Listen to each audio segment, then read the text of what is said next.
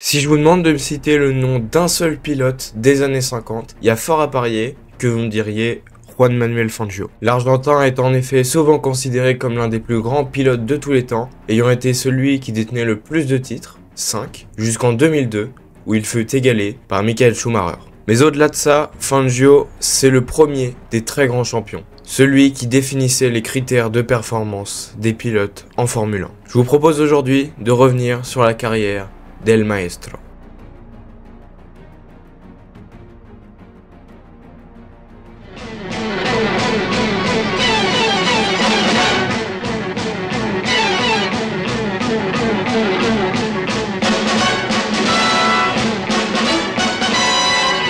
Sicuro, veloce, aderente, flessibile.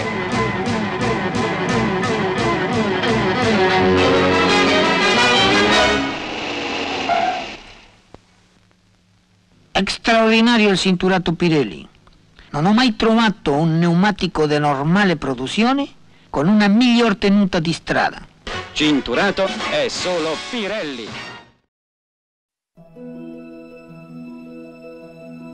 Vous l'aurez sûrement remarqué, mais Fangio, bien qu'argentin, a un nom d'origine italienne, puisqu'il est d'origine italienne de par sa famille. Né en 1911, il se passionne très vite pour la mécanique, apprenant dans un garage dès l'âge de 11 ans. Il peut ainsi faire ses premiers tours de roue en course, et en 1936, il débute vraiment au pilotage, avec déjà le début du talent qu'on lui connaît. Au début des années 40, alors que la guerre bat son plein en Europe, l'Argentine est en paix, ce qui permet à Fangio de remporter 2 titres de carreteras, ce qui est un championnat plutôt correct en Argentine. Mais malgré tout, la guerre oblige la suspension des courses automobiles en raison budgétaire, tout simplement, jusqu'en 1946. Et c'est un retour en fanfare triomphant pour notre as du volant, qui prend 4 titres argentins et devient, par conséquent, l'un des plus grands espoirs du sport automobile mondial.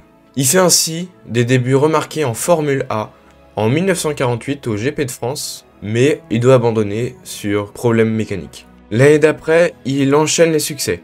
À Pau, à Monza, à Albi, mais problème, il n'y a pas encore de championnat du monde de Formule A. Il faudra attendre l'année d'après, 1950, pour voir le premier championnat qui prendra le nom de Formule 1. Fangio sera sur Alfa Romeo, aux côtés d'une grande légende du sport auto, Nino Farina.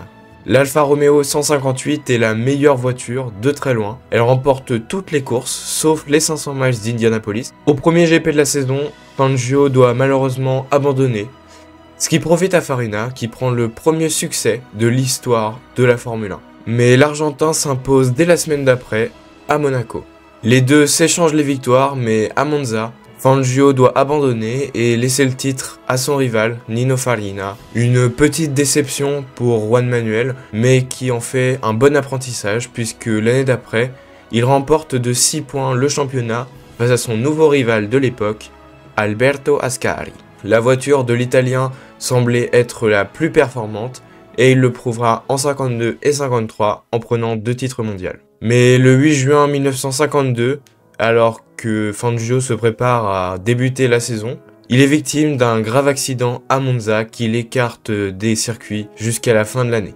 Il ne pourra donc pas défendre son titre en 1952. En 53, toujours chez Maserati depuis 52, il réalise une bonne performance, assez régulière, mais ne peut rien faire face à un Ascari volant qui prend énormément de victoires et le titre mondial pour 6,5 points. En 54, il continue tout d'abord avec sa Maserati 250F et prend une première victoire dès la manche d'ouverture à Buenos Aires chez lui. Juan Manuel enchaîne ensuite avec un autre succès en Belgique. Mais Fangio avait à la base signé pour toute la saison chez Mercedes, mais la firme étoile n'étant pas prêt, elle lui a permis de rouler les 2 premières courses chez Maserati. Il rejoint donc Mercedes pour le GP de France et il gagne la première course. Il est aujourd'hui encore le seul pilote à avoir gagné sa dernière course pour une équipe et sa première avec une autre. Bon, à la fin de la saison, il est sacré champion pour 12,86 points, l'écart le plus chelou de l'histoire de la Formule 1, je pense. C'était une saison qu'il a largement dominée, avec 6 victoires sur 9 possibles. En 1955, il conserve son titre, mais cette saison est marquée par des drames.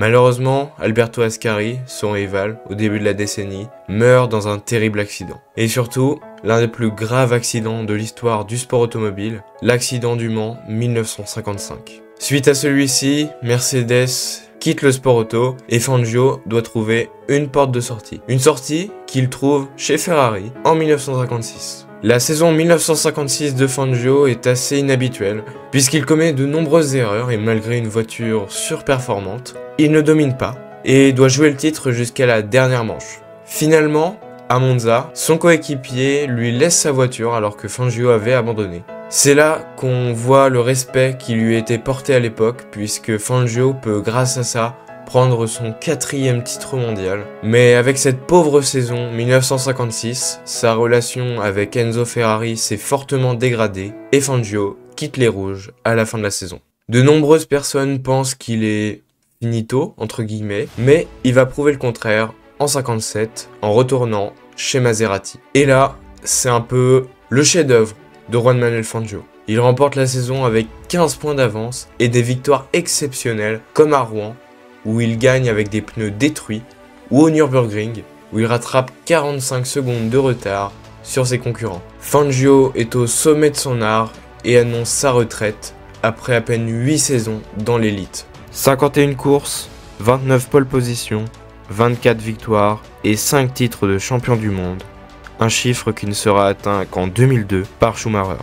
Sa carrière en F1 a été marquée par son habileté à adapter sa conduite aux voitures qu'il a conduites du coup, et aussi à remporter des victoires sur des circuits très variés, du circuit urbain comme Monaco jusqu'au grand Nürburgring de plus de 20 km.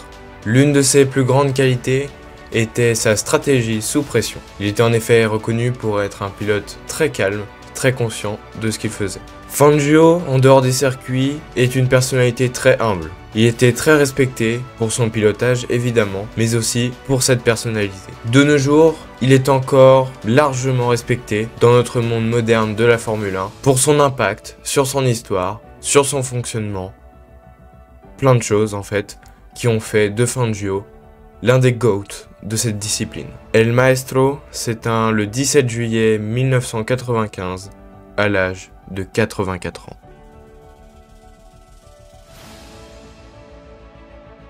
Alors dans cette partie évidemment bonus, je voulais parler de l'impact de Fangio tout d'abord, parce qu'il a quand même donné lieu à une expression qui est assez peu utilisée, c'est faire le Fangio. Je n'ai jamais croisé personne l'utiliser, mais j'ai déjà eu mention qu'elle existait. Et par exemple, son nom est évoqué dans l'album L'Affaire Tournesol de Tintin. Bon, sinon, il y a 2-3 petits côtés un peu plus bressons sur Fangio. D'abord, il a quand même pas reconnu 2 enfants qu'il a pourtant eu, puisque après sa mort, par expertise scientifique, on a pu prouver qu'il avait, suite à des relations avec 2 femmes, eu 2 enfants cachés qui n'auront jamais vu leur père en tant que père pendant toute leur vie. Sinon, Fangio a aussi été proche des dictatures militaires en Argentine à l'époque. Voilà, Fangio était finalement un argument de puissance pour l'Argentine. Pour finir cette vidéo, je ne me voyais pas finir sur les jantes militaires, donc je vais parler du fait que Fangio était un grand admirateur sur la fin de sa vie d'Ayrton Senna, qui pensait qu'il lui succéderait. Malheureusement, Senna, comme vous le savez, nous a quittés un peu plus d'1 an avant la mort d'El Maestro. J'espère que cette vidéo vous aura plu. C'était plutôt cool de la faire. Moi je vous dis à lundi prochain pour une prochaine vidéo. N'hésitez pas à vous abonner, à liker, à commenter. Allez, ciao!